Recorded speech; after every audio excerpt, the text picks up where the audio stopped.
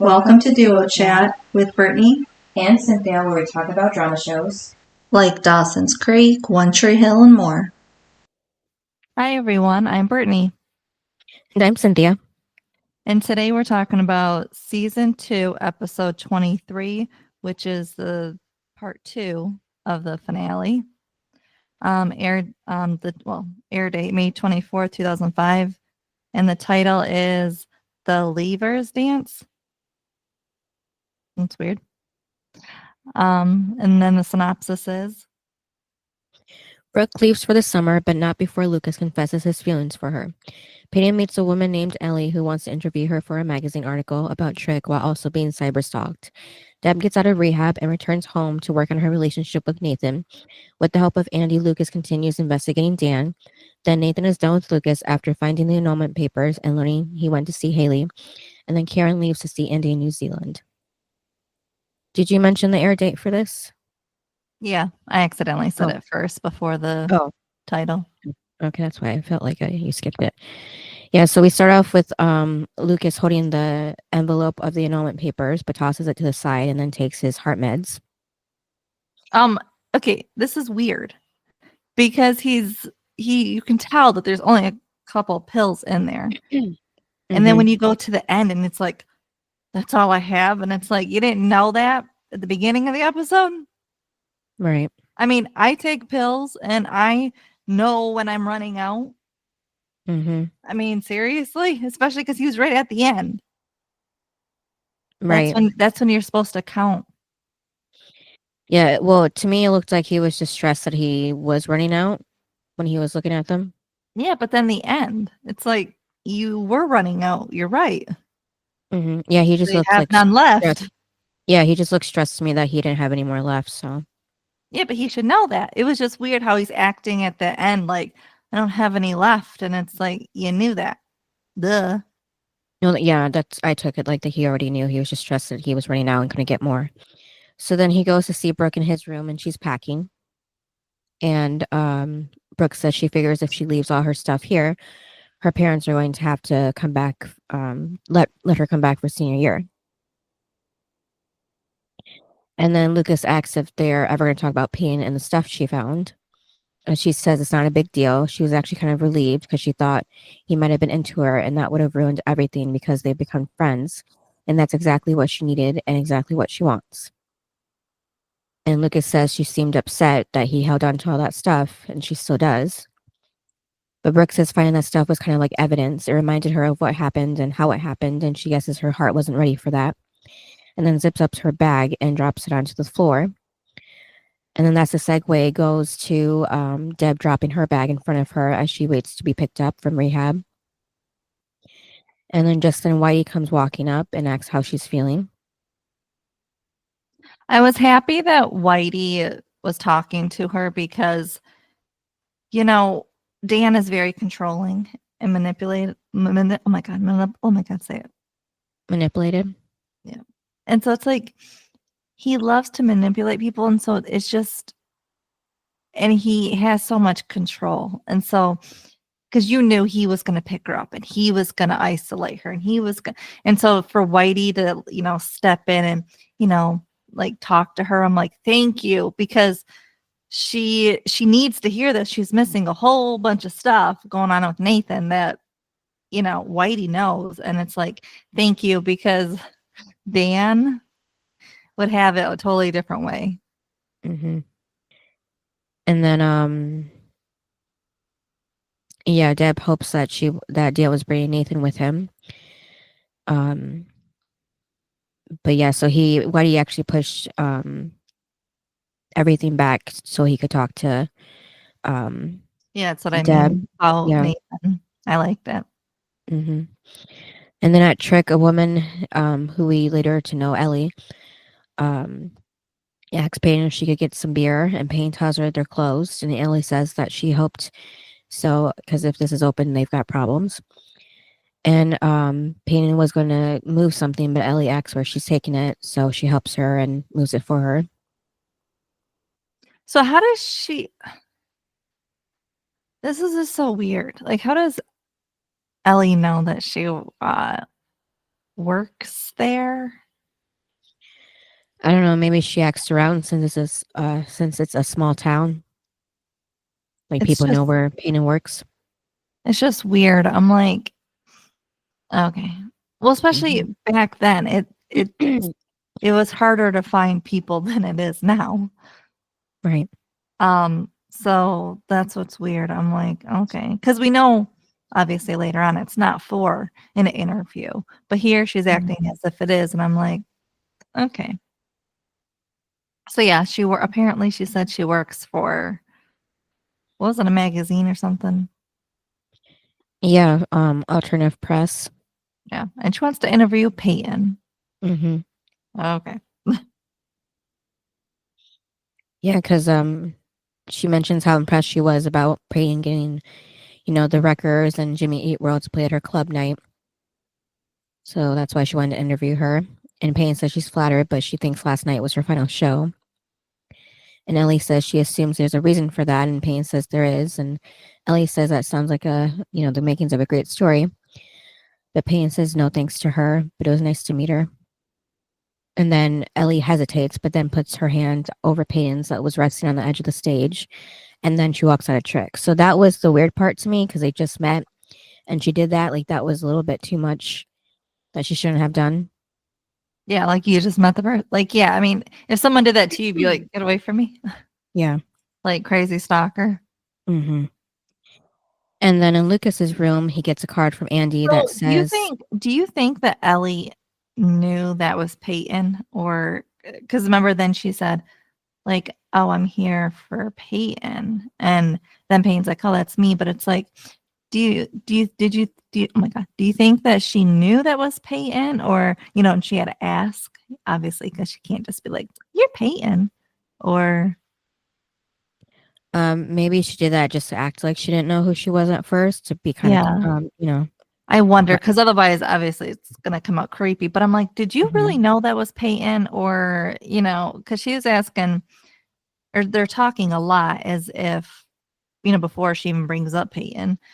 And I'm like, I don't think you would just do that with anybody. Right. So I feel like she knew that was Peyton, but she had to play it. Mm-hmm. And then Lucas's room, he gets a card from Andy that says, find the combination and Dan is finished. He then puts the DVD disc Andy sent him and into his laptop. It's footage from the security camera showing Dan removing the pane from the wall of his dealership office to reveal a safe behind it. So then Lucas goes to Dan's office at the dealership that has a note saying he'll be back at 1. He grabs he grabs. This is so stupid. Yeah, because security camera's right there, but so he goes in and grabs the VHS player for the security camera. Well, it's not even that, but do you ever notice that Lucas always does it when the blinds are open and everything and people are there? Mm-hmm. Like, dude, I can't. Like, how? Like, Dan again is so powerful. How do you not know by now to, be a little bit more less suspicious? Like, seriously? Mm-hmm. Yeah, because just then Nathan walked in. That's what I mean. You're doing it as like during the day when people are there. Mm-hmm. Anybody could walk in, and then it's bad that it's Nathan. And why is Nathan so protective of Dan? I don't get it. I don't know. Maybe he doesn't want Nathan or Lucas to get in trouble or find out something he does. It's not about Lucas, as in he's not for this. He's just stop. Like, I don't like you because you're going after my dad. And it's like, have you met your dad? Like, don't you remember all the crap he's pulled on you, Nathan? Are you kidding me? Mm-hmm. Maybe he doesn't want Lucas to find out something that would be really bad to know. Like just disturbing or something. But it annoyed me with Nathan in this episode because I'm just like, oh, it's not even like Nathan had a good life with Dan. Because you could say, like, if someone came out of the blue and was like, I'm, your half sibling, and I'm here to ruin your life, it's like, and then you had the good life. That's why they're trying to ruin it. Like, no, Nathan also didn't have a good childhood with Dan. So it's not even like you can compare that. Right. So I just don't understand him at all. Yeah, and then Lucas tries to act like he's innocent and says that he was just bringing Nathan his uniform back. Okay, if he's bringing Nathan the uniform, why wouldn't you give it to Nathan? Yeah, instead of walking to Dan's office. Yeah. Or why wouldn't you put it, if you were just bringing it and, you didn't see Nathan or whatever, and you're only bringing the uniform, wouldn't you just stop? Like, okay, if you're going to go into his office, wouldn't you just put it on his desk and walk away? Yeah. Like, why are you over there? You're not even at his desk where you would put it on the person's desk and walk away. Right. I'm like, but again, how is Nathan not clocking any of this? I'm like, all you want to do is yell at Lucas about stop and like, what are you doing? But you're not even like asking the questions, like, why are you over there and not in front of his desk putting the uniform? It's not even his uniform. I don't even get it. Right. Because they each work there. So I don't understand that either. Also, is Nathan going to continue to work at the dealership? I don't know. Because in season 3, I don't recall him having a job. Yeah, he doesn't. Because he then had Deb's money. So what does he need to live or have a job for? Yeah, I guess. So I was like, is this the last time we're gonna see? Not that we saw him working, but really Nathan in the dealership, kind of, because I don't recall him being back in the dealership working. So all of a sudden, season 2, Lucas and Nathan just no longer have jobs. Right. Yeah, because we never saw Nathan quit that job at the mall either. Nope. We only know because, remember, didn't Lucas say it was like a better paying job or something? I don't know. I just remember he's only there twice and that was it. Yeah. But I think he quit because, I don't know, it was like better paying or something. But either way, is again, you're gonna go back. Like, Nathan's just going backwards. He's not moving forward. Right. I mean, because again, wouldn't you still want to make your own money? Yeah. It's just weird. Well, I guess Nathan just doesn't really care right now because he's still kind of in a bad place with Haley and everything now that she's back. It doesn't matter. Forget Haley for a second. Not that like she's back, but you personally, like, right. Forget her. Wouldn't you still just want your own money? Yeah. Yeah, so Nathan tells Lucas that he gave him his word, and Lucas says he knows and he's done. He promises. This is what I mean, Nathan, shut up. Yeah, and Lucas is lying in this moment, of course. And then at the apartment, Nathan has a dream catcher and tosses it into the trash where he can see some fake flowers in there as well. So he's just throwing more stuff away that used to be maybe Haley's. And that's when Deb walks in and asks if he's given up on his dreams. And she hugs Nathan and says she missed him. And Nathan tells her it's going to be okay now. And she then asks what this is all about. And that's when Dan walks in and tells her that Nathan is moving home. They're going to be a family again. And Dan hugs her and welcomes her home. She's not smiling. I'm sorry. That was a weird hug. Yeah, and she wasn't smiling either. I was like, that was weird and creepy. Yep, Nathan didn't look happy either. And why? Who'd you say didn't look happy? Nathan. Nathan wanted this. He should be all smiles. His parents are back together and they're this little perfect family, even though they've never been this little perfect family. Yeah, but I think he just wanted to be with him and his mom, maybe, not with Dan. Yeah, but he wants Lucas to stop so that they can be this little family, remember? That's why he made Lucas move out, because he wanted this perfect little family with his parents. I think he just needed a place to stay. Not that Lucas? he necessarily... Or Nathan? No. Yeah. No, if you needed a place to stay, you would still let Lucas stay there. He said, this is a chance for my parent, like, for us to be a family. He said that to Lucas. That's why he wanted Lucas out. That's why Lucas basically is homeless or roomless, because he had to move back home because of Nathan. Remember, even Dan said, good, like, we'll all be together, as in Lucas too. And Nathan was like giving him like, no, you need to say you're moving out. And so then he did. And no, Nathan just wants it to be the three of them. And I don't understand it. Like, you want to live with Dan? Maybe he doesn't know what he wants, so he's just settling for what he has. Just weird. And then at Peyton's, she's looking at the drawing she made for Nathan. That's of two hands placed on top of each other. Oh, with okay. So she had two of them? Yeah, that's what I was gonna say. I don't know if Because Nathan gave it. Yeah, because it was on the on her picture on the wall. Mhm. It was over that. And then now she has it? Yeah. So I don't know if Nathan gave it back to her or she had another copy or what, but yeah. And then she gets an IM message. But when Nathan walks out for the last time out of the apartment, Mm-hmm. it's still there. Peyton's Oh, drawing. I didn't know. I didn't notice. I did. And so that's why I'm like, maybe she has two, or I don't know. Yeah, because that was after this scene. So Yeah, because he walks out and it's still hanging. mm.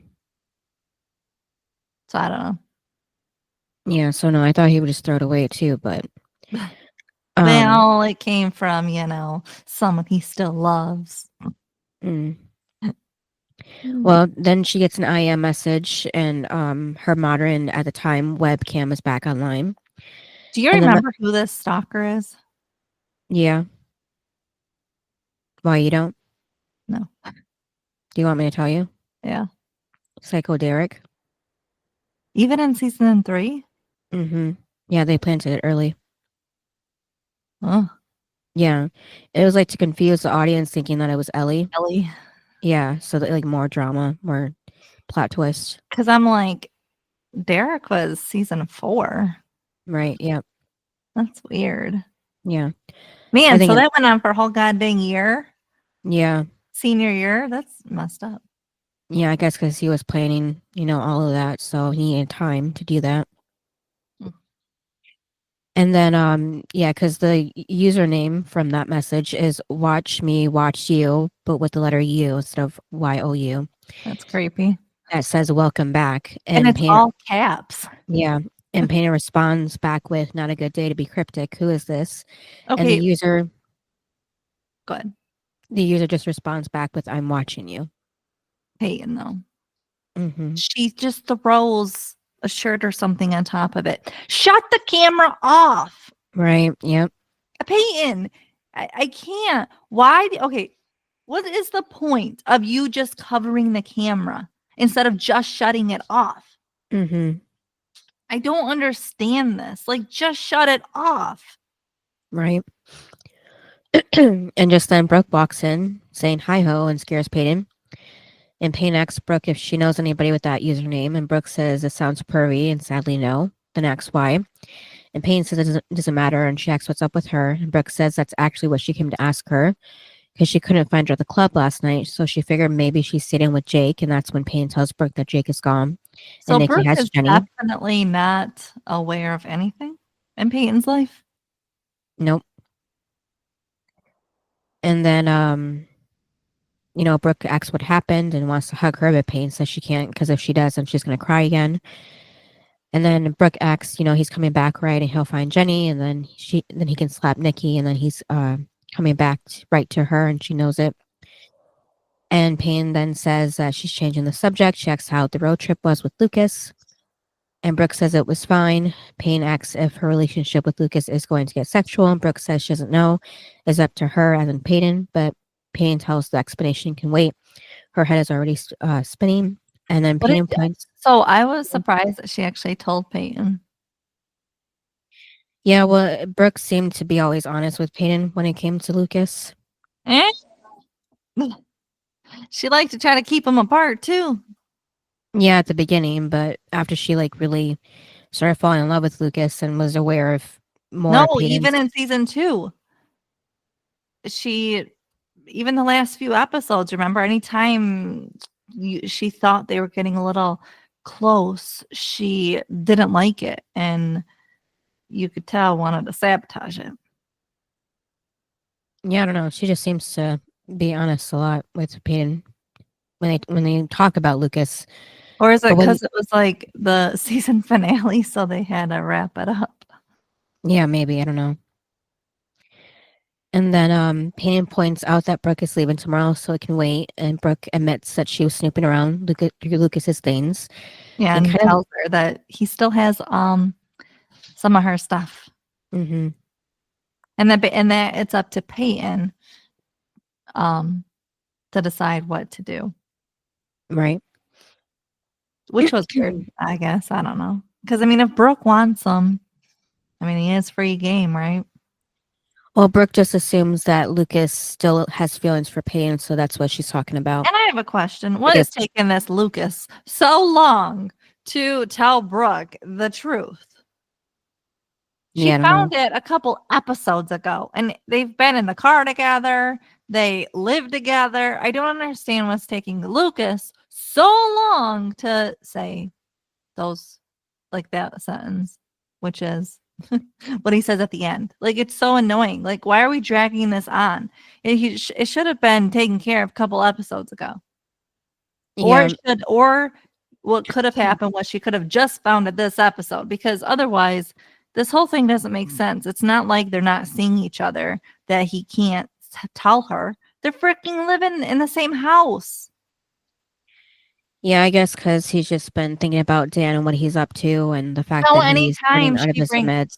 but anytime it's about their friendship, there's plenty of times to say the truth, and he just lets it go every time. I'm like, Lucas, I can't.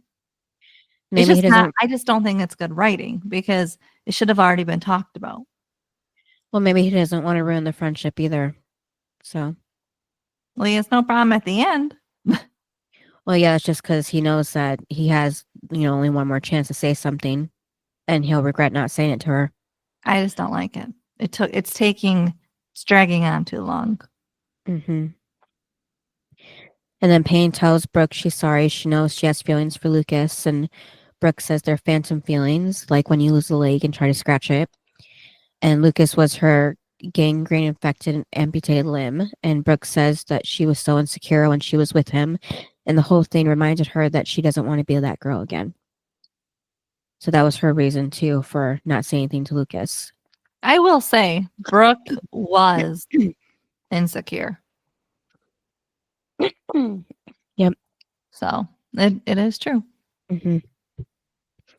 And then at the cafe, Karen is on the phone saying Andy is supposed to be here by now.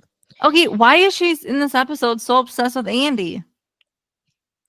Because she probably doesn't know if he made it back home okay, because she hasn't talked to him, so she's worried. Oh, but it's just weird. Like, their goodbye was goodbye for life. It wasn't. I just can't.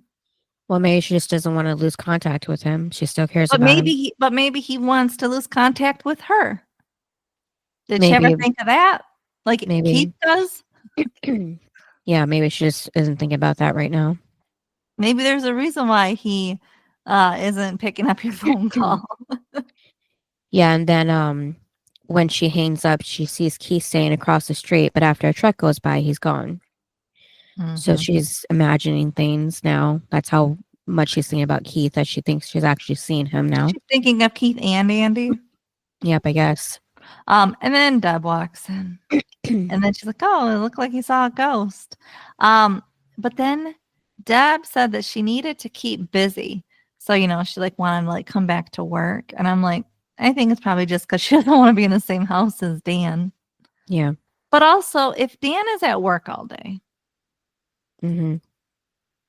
then you'd be okay to be home by yourself. Right. Right? I would think so. If he's working all day, he's not at home. Right. So it's not like you have to be at the cafe to not be home with him. He's not home. Mm-hmm. To me, that was a little weird, but I get it. I mean, to get her mind off of things. Right. And then Peyton walks in to see Ellie there. And she tells her, "You're not going away, are you?" And Ellie says, "Not this time." Ellie really is talking now. She's at Karen's cafe now. I mean, Mhm. she's not giving it a rest. Yeah. And then Peyton mentions she likes her jacket. I think that was foreshadowing a bit. But Mhm. Ellie says she stole it from Courtney Love, apparently, because she was being a bitch, so she took it. And she tells Peyton to have a seat so they can talk. So Payne tells Ellie that the editors at that are thrilled about her story, and they say she has to talk to her. And Payne says if there's no house of freaks that trick, there's no story. And Ellie asks what about the rest of her life. This Isn't is weird because you would think that she would only be wanting to interview her about, you know, mm-hmm. about Trick, but now she's getting a little personal. Like Yeah. she's asking her about her life and It mentions that she was crying. yeah, and she's bringing up like boys, and it's just weird because that's not something you would ask if you're only interested in writing a story about a certain topic. Mm-hmm. You're not writing about Peyton's life. So to me, that was weird. Like you just met and you're asking her, no, but what about your life? And it's like, huh? I thought this was about like more of like a professional interview. Why are you asking me about my personal life? Like what's making me sad and everything? Like I just thought that was a lot. And the fact Yeah. that Peyton wasn't even questioning it. She might have at first, but Mm-hmm. she actually was spilling out her guts. And I'm like, what? Mm-hmm. I'd be like, lady, no, I'm not telling you anything. Mm-hmm. Yeah, because Ellie even mentioned about her looking like she's nursing a broken heart and not the schoolgirl crush kind, the real thing. That's what I mean. She was Mm-hmm. too much, I feel like. Mm-hmm. Wouldn't that make you run away? Mm-hmm. And Ellie says the sun remains the same, and Payne agrees with that. I feel like that comes back later, I think, of what she said, that quote, Ellie. And then Deb goes to see Nathan at the river court. She says it looks like they're both getting better now, and she says he's always loved the game. So And I did like that she talked to Whitey and she wants him to go to the camp. mm-hmm, And because obviously he, obviously deserves it. And but then Nathan said that uh Dan told him that he's the reason she was taking pills.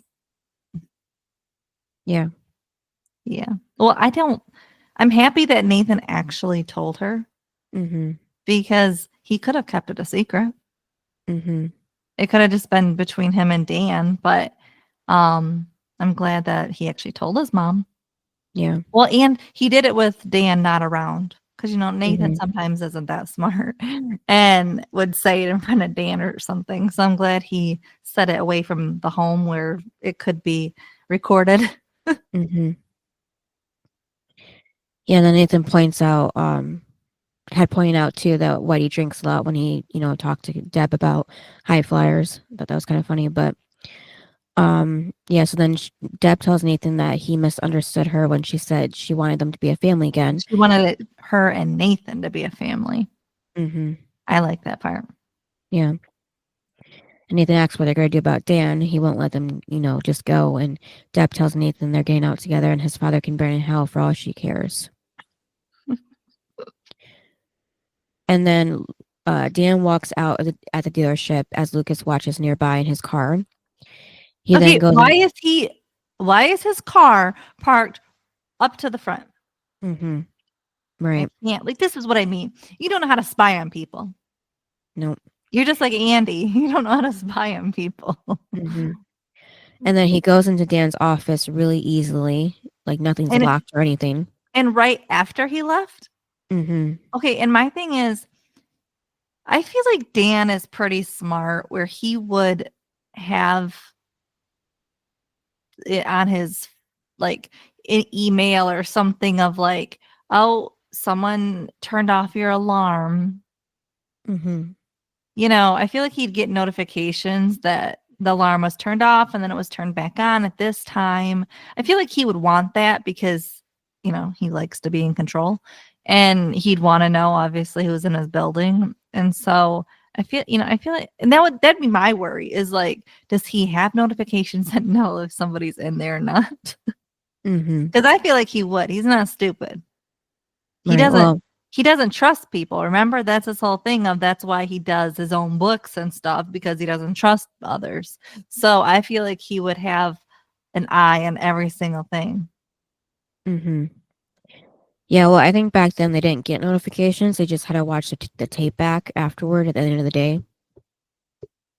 Yeah, I feel like Dan would find a way. Yeah, I don't know. Yeah, so Lucas is looking for the combination for the safe, and he sees a pane of race cars with the numbers on the front, so he tries that, but it doesn't work. And then he sees Dan's old basketball jersey hung up in the frame. His number was 33, then sees a picture of Nathan in his jersey with Dan, and then a photo of Lucas by himself in his jersey. So then he tries all their jersey numbers for the combination, and it works. But when he opens the safe, it's empty except for the ledger. Why would you think that it's your jersey numbers? Yeah, I don't know. Lucas was just grasping for straws at that point, trying to figure it out. I thought that was just too easy. Yeah, well, of course, Dan kind of I planted know this. he did it on purpose because obviously it's not the real code, but Mm-hmm. because he changed it. But I'm like, that was pretty easy. Yeah. Because I mean, with Dan, you'd have to really truly think. I feel like if it's the real combination, Mm-hmm. you'd have to really think about it. But then for Dan to just plant the pictures right there. Mm-hmm. And did you notice like the numbers are mostly threes? Yeah. They have a thing about threes. Right. What's Keith's number? I don't know. Probably not a 3, right? Mm-hmm. And then later on, Lucas walks into his room to find Brooke in her Ravens cheerleading uniform. She explains she found it while packing, and she just Did you liked trying it believe on. this? No. Yeah, he asks if they could talk, and she invites him into his room. They sit on his bed, and Lucas tells her that he can't let her leave tomorrow without saying this. And Brooke says if this is about pain, she doesn't want to, hear about it. But he interrupts her and tells her that he loves her, and he adds that he knows they're just friends, but he needs her to know how he feels. And then they start And- making out. She gets on top of him and they start making out. Mm-hmm. And then, Lucas says this beforehand. Lucas says this has to be a dream. And then they fall back into the bed, which segues to Lucas falling off his the next morning, realizing that what happened with Brooke was a dream. Of So course. I have a question. Mm-hmm. Lucas was supposedly moving in to sleep on the couch. And Brooke is still there. So wouldn't she be sleeping in the bed? Yeah, well, maybe she spent the night with Peyton since she's going to leave soon and spend time with her. It was just kind of weird because I'm like, isn't your butt supposed to be on the couch until she Mhm. leaves? Mm-hmm. Yeah. And then a bit later, he's in the shower when Brooke storms in, telling Lucas not to make her join him because, he's taking up a long time and, they have school. But I don't know What? why the shower curtain is transparent for this. I didn't notice. Yeah, because you could easily see Brooke through the curtains because that's how they filmed it. Yeah, but what I thought was funny when she was like, the water's gonna be cold, and then she puts her hand, and then it's already cold. And then she of course is all disgusted. And then what'd she say? Like, tell Peyton I said hi. Yeah, in his next wet dream. Yeah, but I was just thinking about the curtain because he says a little privacy here, and I'm like, what privacy? Because the curtain is clear, so I don't know The why he said that. privacy is somebody shouldn't be in your bedroom or Yeah, well, the bathroom. Yeah, I know, but it was just kind of weird with him saying that with the shower curtain like that. And then Lucas goes to Karen's room to ask if they can, get a lock on the bathroom door. And that's when he notices she's packing, and he asks if she's going to New Zealand. And Karen says Keith was right. She says he mentioned that she hides her heart and runs from love. She did that with Andy, and that's then says, but they don't even have the money for 2 plane tickets to New Zealand. Lucas says they have enough for 1. So Lucas tells his mom that he loves her. She but really he's- thought Lucas would want to go. Yeah, I guess, because he likes Andy too, and I don't know. Yeah, She but a can't. whole summer? Yeah, well, she can't leave him alone because there's, she doesn't have Keith anymore to watch him. So Well, isn't she going all year? no, just Or- for the summer. That's what I mean. She's going for the summer. That's a long time. Yeah, that's why she was trying to get 2 plane tickets. I But know, Lucas, but that's why I'm saying Lucas would want to go for the whole summer. yeah, well, he would kind of have to. I know, but I don't think he'd want to. Yeah, well, it was kind of her choice, but Lucas says that he's a big boy now. He'll be finding his own. It's her journey to take. I'd be like, wasn't it just a couple months ago you were in a car accident? Right. Karen ends up saying that if she thought Andy was coming back soon, she wouldn't have considered it. But Lucas tells Dan is pulling the strings as usual, or tells Lucas that Dan is pulling the strings as usual, and Lucas says not for long. And then at the apartment, Nathan is playing a basketball game on his phone while Peyton is the only one moving his things. And Peyton asks, is he not helping her because it brings back bad memories or because he's a lazy pile of crap? And Nathan asks, bad memories like this, you mean? And hands her a picture of them when they were at the beach together. So why would Nathan still have this picture of him and Peyton together in a frame after all this time? I mean, yeah, because it's not like it was in a box in the closet. Mm-hmm. It seemed like it was out because they were packing stuff in the box. Mm-hmm. So that was the thing too. Was it's one thing if it's in the box because it's already packed, right? Because you've Mhm. never taken it out. But the fact that it seemed like it was already out was weird because you're married Yeah. to someone else. Mm-hmm. I mean, even if you were dating someone else, you still shouldn't have it out. Mm-hmm. Yeah, so Payne is mortified while Nathan laughs, pointing out that they started off the school year this way. And then Payne tells him not to remind her, and Nathan says she was never happier, and she comes back with he was never hornier. And Nathan asks if she wants some more of that magic, and then he starts tickling her like Chris was tickling Haley. That's what I said last episode. Remember, I was like, I recall Peyton and Nathan were doing this, Mm-hmm. which was also weird because again, even when they were dating, the two of them didn't really like each other. Right. So you mean to tell me that they were tickling and stuff like that? I can't. Yeah, I don't know. I can't picture that. So to me, that was weird that we're gonna just throw in that Nathan and Peyton are, that close, and they've always done this too. It was just weird. Mm-hmm. But then Yes. in walks Brooke, thank God. Mm-hmm. Yeah, she says, first Lucas, then Jake, and now Nathan. Guest studies in season. And Payne asks why is bitch being a Brooke, and Brooke says maybe because she's leaving for the summer, possibly forever, and her best friend is off giving interviews and having pseudo innocent foreplay with kind of married guys. Kind of married guys. That was weird. Mm-hmm. Yeah. And Nathan goes, huh? And I'm like, Mhm. yeah, Nathan, you are flirting with her. Yeah, and then Nathan goes back to playing his game on his phone. And then Payne calls alternative press to speak with editorial. She tells Brooke that she knows she's being needy right now, so she's postponing the interview until after her best friend is gone for the summer. And Payne asks for Ellie Harp, and Brooke looks at Nathan's phone as he's playing the game. But then Peyton finds out that Ellie doesn't Mhm. work there. Yep. And then after she hangs up, she tells Brooke and Nathan that the woman said that she knows all the columnists at the magazine, the woman said, and she's never heard of Ellie or the story. And then Brooke mentions maybe she has the wrong magazine, and Payne says maybe. And then with Lucas, he's looking at Dan's ledger. He says every transaction is listed, the actual sale price and the price Dan declared to the government. He's done it 1,000 times, he tells Deb. As a federal offense. I liked how he was giving this information to Deb because she can use it. Yeah. Yeah, Deb asks why, why he's bringing this to her. He's her husband, and Lucas points out that he's also his father, but he figured she could use it to get away from him, to get out. Deb asks Lucas if he would really do that for her, and Lucas says yeah, and for Nathan and Keith and everybody else he's hurt. And Deb asks, so this is it. This is a smoking gun that can bring down Dan Scott. And then back at the dealership, Dan goes to open the safe and sees that the ledger is gone, and Deb walks up behind him and asks if he's looking for something. This is weird to me. Yeah. Because she you know, because you can tell that obviously she knows, you know, obviously she has the ledger, but then it goes from that scene to the next scene of Dan walking in the house now asking, where's the ledger? Yeah. Wouldn't he have asked that in his office when she was there? Yeah, So it was. you mean to tell me you let her walk out? You didn't even confront her or go after her, and you let her walk out, go all the way home, and then you went all the way home just to ask her where's the ledger? Yeah, that's what I put. Then they, for some reason, finished this scene back at the house. That's what I mean. So, It was so weird to me. I'm like, you actually did that?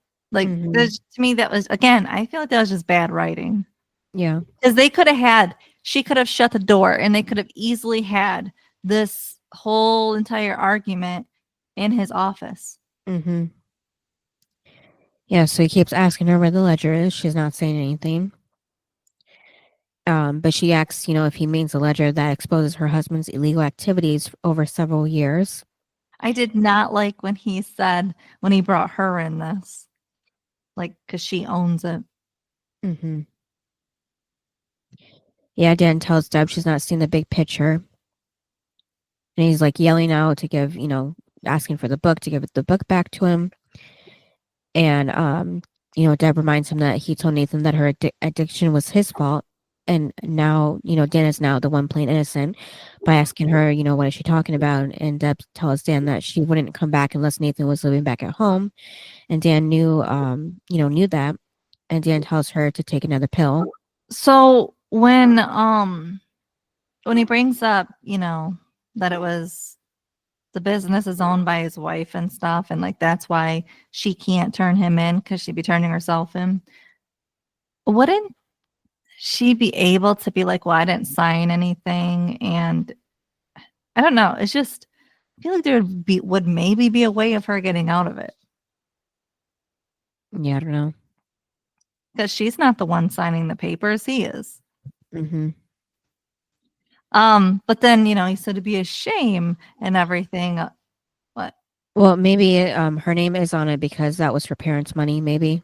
They gave her the money and then she gave Dan the money, so that's how her name ended up on there. No, I know, but I just feel like maybe she could get out of it. Yeah, maybe. And only turn him in.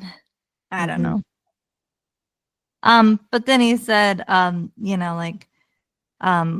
it be bad if, like, for both of Nathan's parents to be felons? Mm-hmm.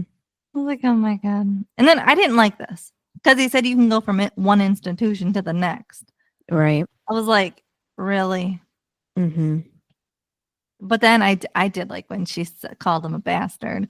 And then, but then of course he comes back with, no, that would have been Nathan if I wouldn't have married you. I'm like, again, we're coming back to this of how I didn't want to marry you in the first place.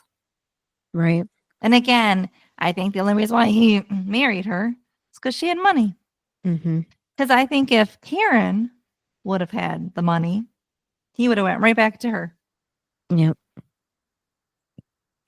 And then at Peyton, she gets another IM from the same user saying, come out wherever you are, with random letters capitalized. I thought maybe that was a message, but it's not. I wrote it out. Doesn't say anything. It's so creepy. Yeah. And then her phone rings. It's Ellie saying that she can run, but she can't hide, which is creepy to hear right about now after getting this message. Well, and it's creepy because why is this woman still stalking you? Yeah, because Payne asks Ellie, how did she get this number? And she doesn't let Ellie explain. She tells her to leave her alone and not to call her and hangs up. Didn't Peyton already kind of do the interview at the cafe?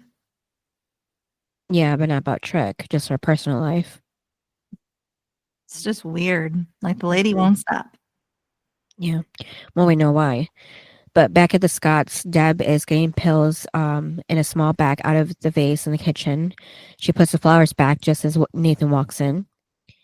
And Nathan asks what's wrong. She's kind of freaked out on the phone, and Deb tells him they're going to have to stay at the house for a while. And she tells Nathan she's sorry. It's just his father has done some things, nothing that concerns him, but Lucas found something. And Nathan isn't happy to hear about Lucas. This is what I mean, is like like Deb's all happy, like as in like Lucas is helping, and Nathan right away. I told him to stop it, and I'm like, Nathan, did you not hear where like your mom is saying he's trying to help us, and all you're doing is going off on Lucas again? I'm like, this is what I mean. Is I don't understand why you want to protect Dan so much when Deb's okay with Lucas helping. You should be too. I don't understand Nathan in this episode. And then she tells Nathan she wants him to go to High Flyers. Nathan tells her no, he's not leaving her alone with Dan. Deb says she'll be fine. He would go to that camp and don't look back for a second. And Nathan tells her this has to end, and Nathan tells her this has to end. Deb agrees. After Nathan leaves the kitchen, Deb pulls out the bag of pills that was in the vase from her pocket. She puts them in her pocket. And then at school, Dan walks into Whitey's office. And he goes, here we go again. So Dan, though, he said, don't mind me. I just need your measurements. Apparently he's going to bury Whitey. And he wants Whitey fired. Right. Because he said he crossed the line talking to Deb and meddling with Nathan. He was only protecting them. And he reminds Whitey that he occupies a seat on the school board. And he thinks they're going to make some changes next season. And Whitey tells Dan not to threaten him, and Dan says it's not a threat. And he mentions Whitey has some health concerns, bad eyes and all that, coupled with a first round of playoff loss. And Whitey yells at Dan that you coached. Yeah. And Dan yells back because he was ill. And then says it's a shame he never won a state title because as far as he's concerned, he's never going to coach again. And Whitey tells him to be careful and calls him, son, and because if he messes with his livelihood, he'll mess with his. And Dan's, speaking of threats, then Whitey says to Dan that like most people, when they go, they leave the world a little lesser place, but not him. He says the world won't even blink. And Dan tells Whitey that he would know that, and then blinks rapidly a few times for some reason. But okay, so then he said, though, you're playing with fire. And then he said he's about to get burned. Like the fact that, of course, they're leading up to the end and everyone is just throwing out comments that could be used against them. And they stare each other down until Dan walks out. And then the next scene is when Karen is leaving to see Andy. Karen tells Lucas Deb is going to handle things at the businesses, and all her numbers are near the phone. And if Keith calls, but Lucas stops her to let her know that he'll be all right and to go. And she says if he needs anything, she'll only be half a world away. And they hug, and Lucas tells her to go and find happiness and that he loves her. And then, so she leaves, and then we see Deb lay down after taking some pills, probably because she just had a glass of water, put down on the glass table before laying on the couch, closing her eyes. And then we see Brooke packing her things when she finds her cheerleading uniform, like in the dream. And then the next scene is with Peyton looking at her computer screen and then walking over to the wall that has the illustration with the two hands again. And then we transition to Nathan's pink wall in his apartment. That's what I mean. It's still there when so this is the scene I was talking about, is he has it still on the wall when he walks away for the last time. Oh, I thought you were talking about the picture he has with Peyton. No, I was talking about Peyton has those hands. She drew two of them. Oh, okay. Yeah. That's what I was talking about, because she has it and then he has it hanging up when he walks out. Well, I just saw him see the pink wall and the paint of Haley. I didn't see that picture. And on it is the hands. Oh, I didn't see it there. Yeah. And then we see Karen in the taxi on the phone finding out Andy still hasn't checked in. She doesn't leave a message. And then in Dan's office, he finds whiskey, or I think whiskey, with a card saying something we don't see. He throws the envelope on the table. Next, Nathan is looking through the boxes in the attic. Lucas finds him, and Nathan asks him where it is. Lucas asks, where's what? And Nathan answers whatever it is that he has in his dad. This is what I mean. Why is Nathan? I can't ever see Nathan is in. All he's doing is so mad. He's just so mad at Lucas that he's onto Dan. And I'm like, who cares, Nathan? You should be happy, especially given your mom only wants it to be the two of you. And that Lucas is helping. You should be so thrilled. Yeah. Daddy is not. He's on my last nerve. Oh, but then of course, Nathan looks in the bag and finds annulment papers. And Lucas tells Nathan he wanted to tell him, he was just waiting for the right time. And Nathan mentions to Lucas he went to see Haley and he's just full of lies.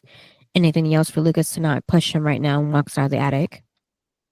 And then Lucas goes to see Dan at the dealership, and Dan mentions the prodigal son has returned. Yeah, so he asks if Lucas is looking for this and holds up the ledger and then says, or maybe looking for this, and then throws the bag on the floor towards Lucas. It's, the money that he found earlier, but Lucas looks at it closely now and sees that it's just stack of blank dollar bills. What did you like? I mean, when Dan said, like, I trusted you, which I don't think he ever did, and like brings up like loyalty and stuff. But then he said, I would have given you the world. I'm like, what?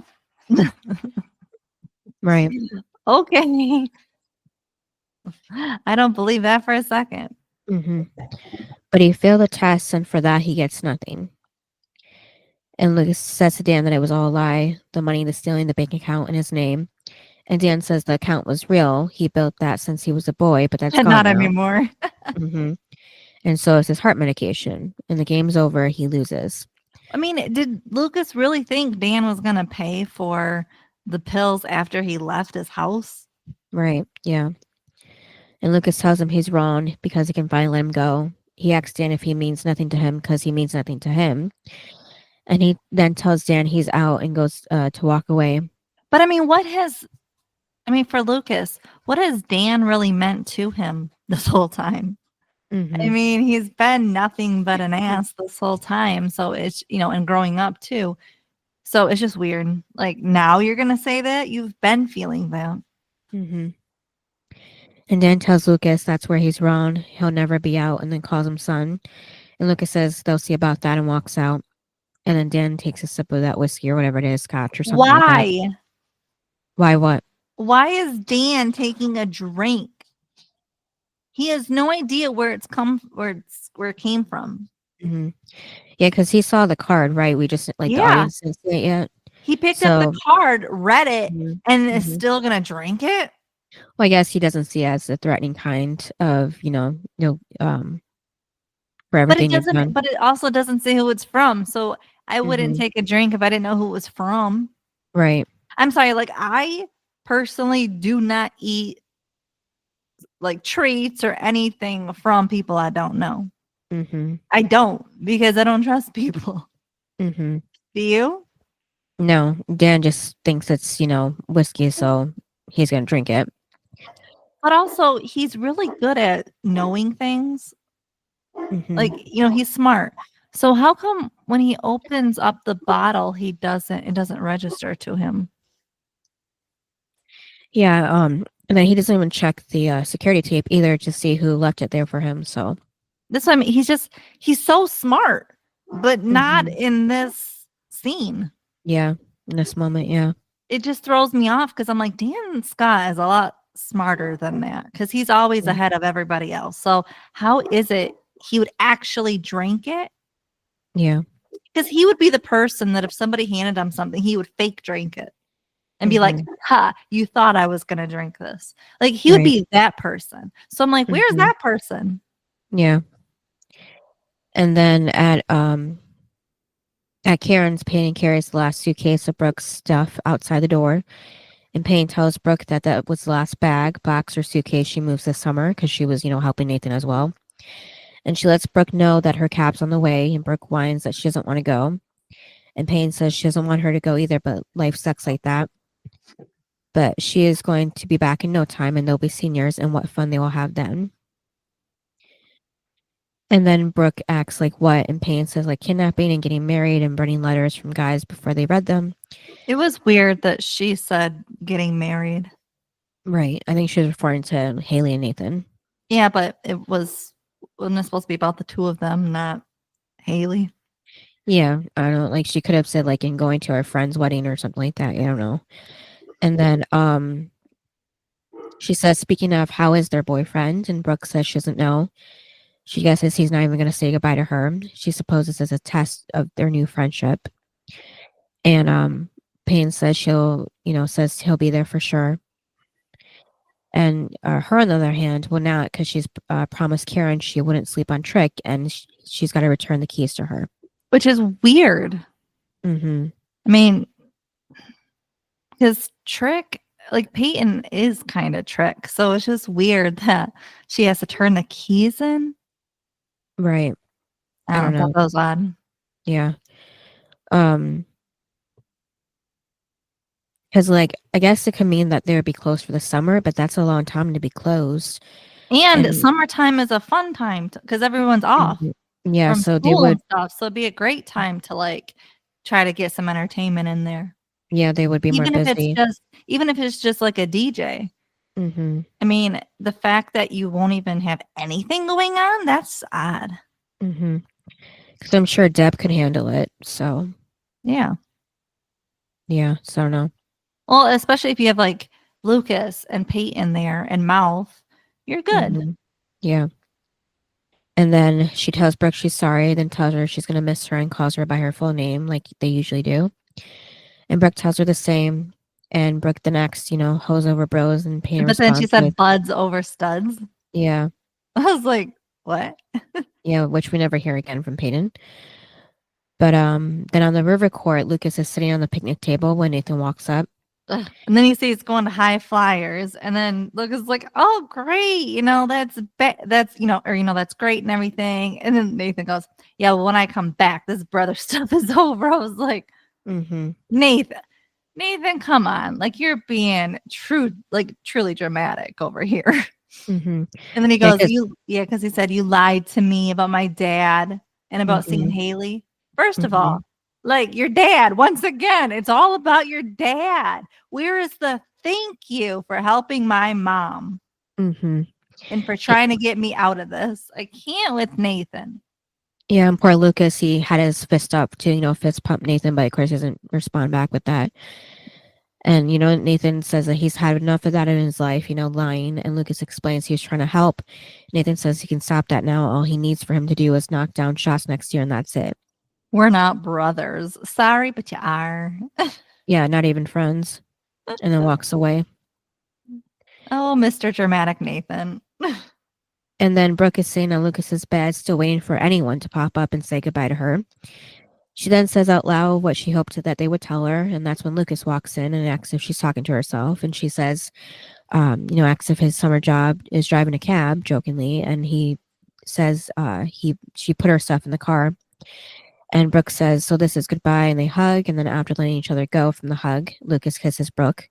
She says for him to tell her like that was a goodbye kiss, and he confesses that he wants to be with her. And then he says that he's sorry, he knows they're friends, and it's just how he feels. And Brooke asks, what about, Payne's stuff? And she's tearing up now, and Lucas explains to Brooke, that it's just a reminder that he messed up with her, and he wants another chance. But yeah, that's a red flag right there when a guy would say something like that.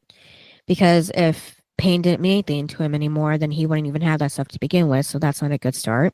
I know. I'm like, really, Lucas? You're only keeping it because you do love Peyton. Mm-hmm. And you're like me and you won't throw things away. Mm-hmm. Just admit it. Yeah, so, he says if he ever got a second chance, he wouldn't let her go again. But then the cab arrives. And with tears, Brooke tells Lucas that she has to go, and Lucas asks does she ever think that she could ever, have feelings for him. But Brooke tells him she's sorry and that she has to go. And then she tells him bye and walks out, and he whispers for her to have a nice summer. And then at the dealership, Dan puts something in the safe. He then pours himself more whiskey or scotch. I think it's scotch. That's what they say in the drama queens because I can't tell a difference. But then we see Brooke crying in the cab. Then we see Lucas take his last pill for his heart condition. And then we go to Peyton, who's laying on her bed, looking at the same picture again. Sometimes they come back. And then she hears a doorbell ring and runs downstairs thinking it's Jake, but it's actually Ellie. And she starts off saying she knows she's late. And Payne says she's right. It's 1/2 past the crazy bitch, so leave her alone. Ellie Oh my says, God. But she can then, explain. yeah. And then she said that her name is Elizabeth. And then it was weird because she said, like your middle name and, that's where you got it from. And I'm like, Mm-hmm. but I have a question for you. Hmm. Who names their child's middle name their birth mother? Maybe they did that in honor of her birth mom. Maybe Payne's Who parents. does that? I don't know. Some Who? people. Who? I I can't. I don't know. Just like something that Payne would have of her birth mother without knowing it. Well, Like some kind of piece of her. no. The reason Well, why is because the future and given Larry, the new Larry, he hates Ellie. So I'm like, what? well, then maybe Ellie did that herself, so Payne would have a piece of her, no matter where she goes. No. Well, I don't know. I'm just Because thinking. no, because Peyton's adoptive parents would get to name her. And they obviously named her Peyton Elizabeth, which is so weird. Because if Ellie's name is Elizabeth, you wouldn't name her Elizabeth. You would name her maybe her adopted mom's name. You wouldn't name her Elizabeth, the birth mom. What if there was already a birth certificate before Payne got adopted? There is. Every child that's adopted has one. But when you get legally adopted, your name changes to whatever, especially as a baby, it's to whatever the adopted parents want. So that's why sometimes you see like if you've ever watched that one show where they find the adopted kids and they find like the birth parents and stuff, they the parents sometimes, like the mom, sometimes the birth mom will say, oh, I named you this, so that's what they've called their child all these years, when obviously the child's name is not that. So no, Peyton's Larry and what's her mom's name would be able to name her whatever they want, and Ellie wouldn't. What are you looking up? If they can do that. They can't. Well, it just says if you've already named the baby on his or her original birth certificate, and for some reason the adoptive parents decide to change the baby's name, the amended birth certificate will reflect that name change. So, yeah, they can. Yeah, that's what I'm saying is the adoptive parents have the right to change her name, which Mhm. they got her as a baby. So of course they're going to name her whatever they want to name her. They're not going to go with whatever Ellie wanted.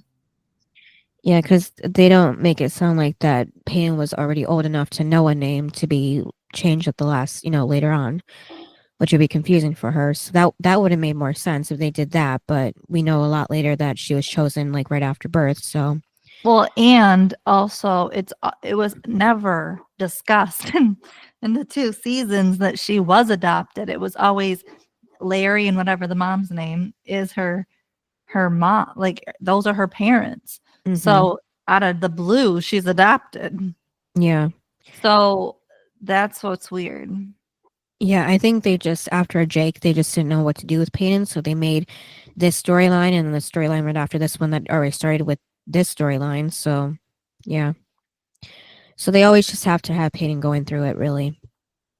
And Was her adopted mom's name like or middle name Elizabeth? her birth mom, I mean, her adopted mom. adoptive.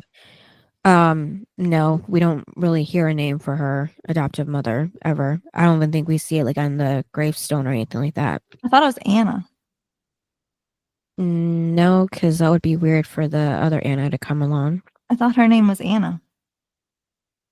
I don't know. I thought Peyton's mom's name was Anna. I'm looking this up because we're not like the drama queens girls who have producers that know this information. Um. Oh, yeah, it is Anna. Anna Sawyer. Mm-hmm. So it would have, maybe it was Anna Elizabeth, and she got the name from her, but Ellie thinks it's from her. Yeah, I don't know. Because I just find it very weird that adopted parents would want to name their child the middle name of the birth parent. Okay, so I got Anna Rebecca Sawyer is her adoptive mom's full name. Yeah, that's just weird. Mm-hmm. Yeah. Yes, I don't know. Maybe Peyton's mom had a better like relationship or feelings about Ellie. So maybe that it was her idea to give Peyton the middle name. You know, as like a thank you, maybe for Ellie giving her daughter to them. Maybe that was like her mom's idea originally, Anna's. Also, I want to know um who finds out who the birth parents are.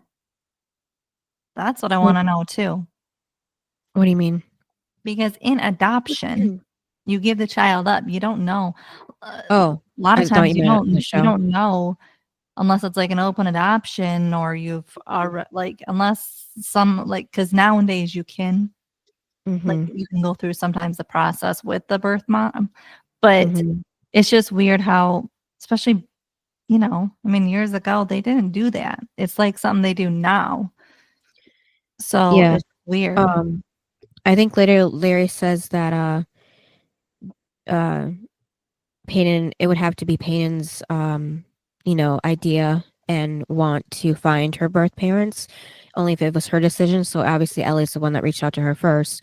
So I'm thinking Ellie only did this because of course she knew she was running out of time. So she wanted to meet Peyton now and get to know her before, she would pass.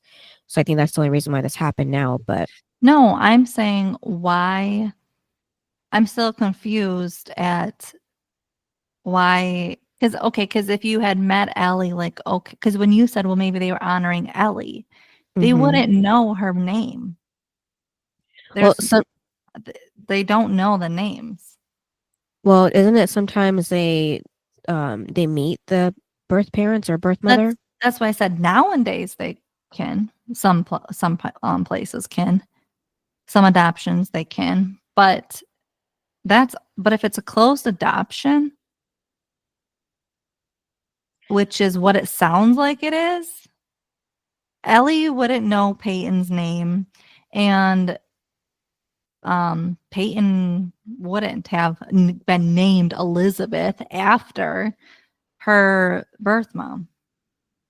Well, I guess I think I'm pretty sure Larry says that it was up to Peyton, so it wasn't completely a closed adoption if she was allowed to find her birth parents later when she got older. No, that's Cynthia. I know adoption.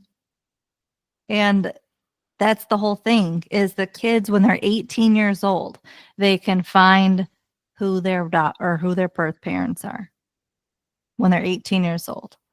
But before that, they don't know where they came from. They don't know who their birth parents are, what their birth parents' names are. They can find when they're 18, but until then, they don't know. That's adoption. Open adoption, you might know their names because you've probably had letters or something from them. But a closed adoption, you don't know. And when you're 18, you can open up the case. But until then, you don't know. That's why it is up to the adopted kid. So then why does Larry not like Ellie if he didn't know who she was? That's why I'm confused. Well, Did then he that means he has to have met her beforehand. That's what's weird. Did he know her? Yeah, he had to.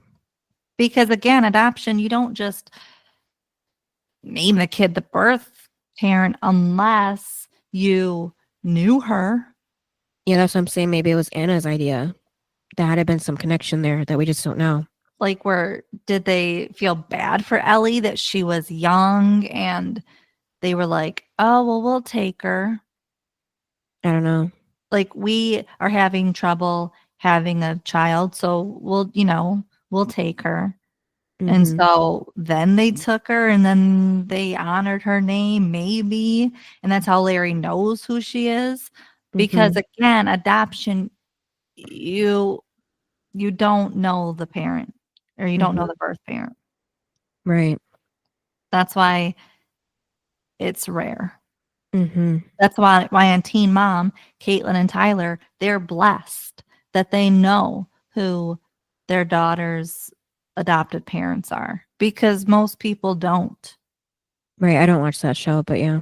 No, but I'm just saying that Mm.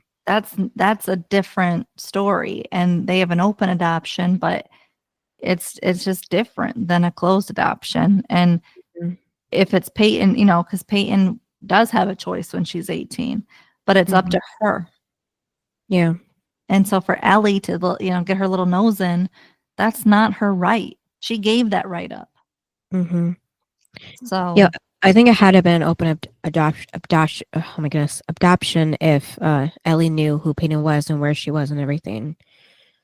So yeah, but I would. it also just doesn't give. Yeah, but an open adoption means you can send letters and stuff. Like I said, Larry said that it was up to Peyton something, and maybe they just had like a deal about like it's an open adoption, but like nothing really happens until Peyton wants to find out things on her own. So, because I don't think he even mentions that she had to wait till she was 18, just when she wanted to know. So, So it's just, yeah, it's just, but again, Ellie is in the wrong because she shouldn't be going to Peyton. and putting this on her. Yeah. Yeah. So, and telling her, like, that Mm-hmm. is for Larry to tell. And also, Mm-hmm. Peyton, I mean, does the girl even know she's adopted? Okay. Well, Ellie, yeah, like I said, we know that Ellie's sick, so she's like running out of time, so she's just kind of like pushing it. No, but does Peyton know she's adopted? Oh, I guess you didn't catch that. I don't think she does. No. Because I'm like, it's never been discussed. So Mm-mm. it's weird. Because wouldn't she have thrown back in Ellie's face? I'm not adopted, lady. Mm-hmm. That's what threw me out. Because that's what I would say. I'd be like, Mm-hmm. go away. I'm not adopted.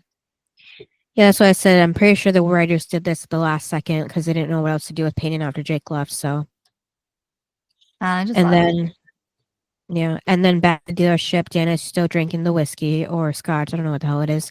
When he realizes something is wrong, he And sees then he finds out after he drinks it. Dummy. yeah, he sees a white residue on the bottle lip, pill powder, and then looks at the card that says for everything with the bottle of whiskey that breaks and spills onto the floor. And that's when someone walks in and flickers on a lighter while wearing a black glove. No fingerprints. And then Dan is having trouble breathing now. The lighter is dropped where the whiskey was spilled, so everything quickly goes up in flames. And this is when Dan loses consciousness. And then Nathan gets home where Deb greets him, saying she's been there alone all night. I think she said that on purpose as her alibi, because we know later on who it really was that set the ship on fire. And Mhm. Nathan explains he has something to do. So Deb hugs him and says she knows this is hard for him, but she promises him they'll be free soon. That was like another, hint. And Nathan says he knows they will. And Deb asks Nathan if he needs help with anything. He says no, he just needs one more So bag from the yeah, I mean, car. he's been moving his stuff in. Mm-hmm. And so of course he goes to the door and it's Ailey. Mm-hmm. Yep. And she looks remorseful and says hi to him. And then the camera pans up to Deb looking down at them from below, the second window or second floor. And then Lucas finds Payne out on the beach alone in the dark. He sits next to her And and he says says, it's gonna be you and me this summer. yep. Okay. Didn't they do that in Dawson's Creek with Dawson and Joey that one summer too before senior year? Because everybody Yeah. was leaving. So Yeah. that was kind of a weird parallel, because we know who ends up together and who didn't. Yeah, so Payne's just upset, overwhelmed about Ellie. Well, it's And not a parallel then. no, I'm just saying dialogue wise, it was Because just weird to see that. Dawson and Joey didn't end up together, but Lucas and Peyton did. That's what I'm saying. It was weird because we know who ends up together and who doesn't. Yeah. So Payne is overwhelmed by Ellie and hugs, Lucas, and he hugs her back. And then Lucas narrates as the dealership begins to burn. We see a picture of Deb, Nathan, and Dan after Nathan won a basketball game, probably the last time they were happy as a family together. And then Dan is still in his chair unconscious, and then the flames hit the window, so it's complete. So he's completely surrounded by flames. I thought it was ones that hit the curtain. I was like, ugh. Mm-hmm. Yeah. I was like, that's not good. Yep. So that was it. Yes. So for me, the high was, I mean, Haley coming home because her ass should have been home a long time ago. Mm-hmm. But there's a lot of lows. Ellie, Nathan's attitude. Mm-hmm. I just couldn't. So yeah, there's a lot of lows in this. And yeah, I don't know. I just didn't really care for the episode. What about you? Yeah, the high was Haley coming back home just because it's been, took her long enough, and now we can see them finally get back on track. Because this was obviously when Joy came back to the show after being on tour for real. So luckily they had her come back to the show because she was thinking that she was going to be written off. And then the low was well, it was sad to see Brooke go and nobody say goodbye to her, well, except for Lucas, but that wasn't a good goodbye. And then yeah, and then like Ellie, that was too much for Payne in one episode, or even one day, maybe in real life. She was in it a lot. Mm-hmm. Yeah. So then rating? A 6. This part 2. I don't think the season finale should have been 2 parts. And where did you see that was written as 2 parts? They both aired on the same night. Oh, I didn't even notice that. Yeah. Okay. So it's 2 parts, and it's too much. It all could have been summed up in one. Right. So, because there's a lot of scenes we just didn't need to end people's stories. Like I didn't need to see Karen leaving and everything. So I'm gonna give it a 6. It was just too boring for me. Like season 2 should have been good, like the ending. Yeah, I said 7. And then who's your best and worst? Well, Dan's always horrible, but I think I had to go with Ellie this time just because she was putting too much information on Payne too quickly. She, should have took this like at a slower pace, or like a different route, like talking to Larry first about this. And then the best, it's kind of hard because how's she gonna get a hold of Larry? He ain't around. Yeah, well, I don't know. She seems to be able to find out this information on her own about Payne, so I'm sure she could get a hold of Larry somehow. But or write to him. Peyton can't even get a hold of him. Yeah, we never know. And then I put the best as I don't know, like Payne was nice to help both Nathan and Brooke pack their things, yeah, because nobody else was helping them.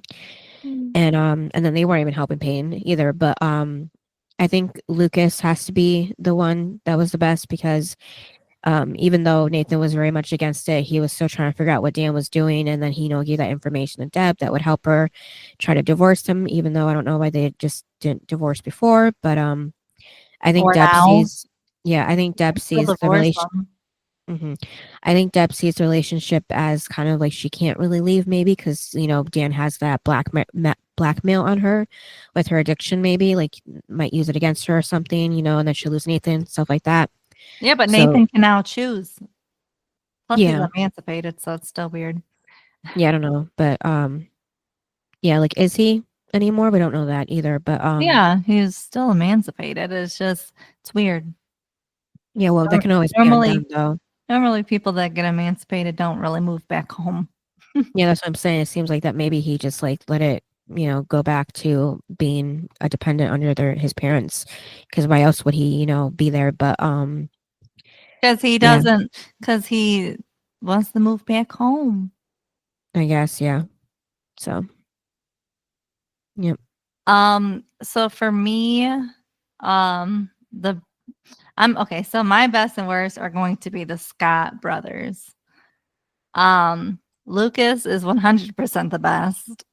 He was helping everyone, sending his mom off so he can have a summer alone. I mean, it's just so funny. And the fact that she'd leave all over again.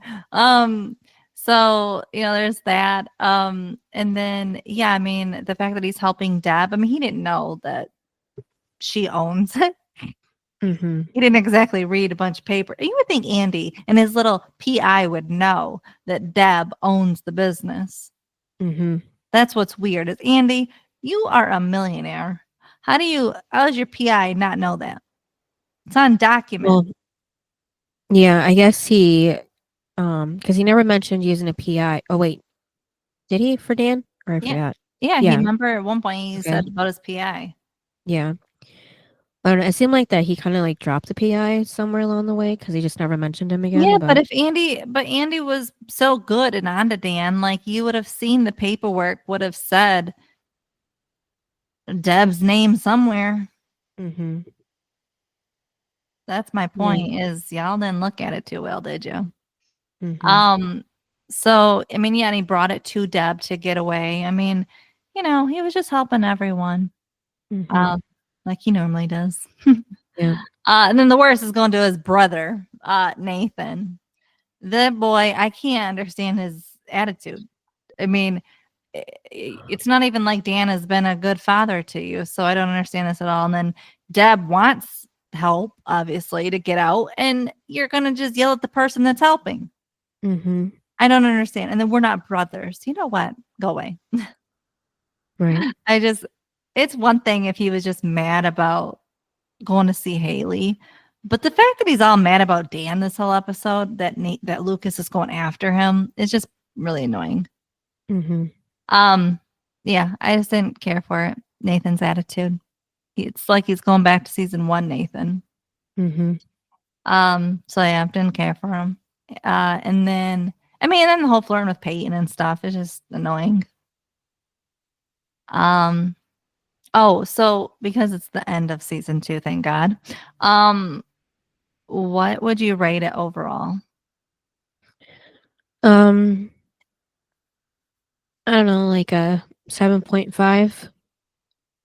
And you? 6.5. Okay, yeah. Because there was stuff in it, but